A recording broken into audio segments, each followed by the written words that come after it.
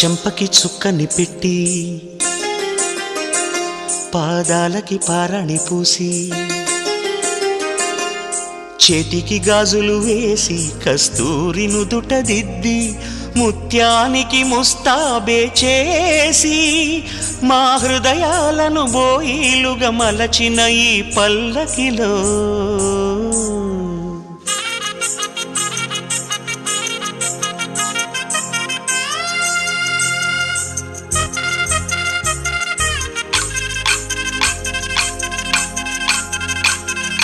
పల్లకిలో పల్లకిలో పెళ్లి కూతురు రాణిలా ఉంది, మహారాణిలా ఉంది.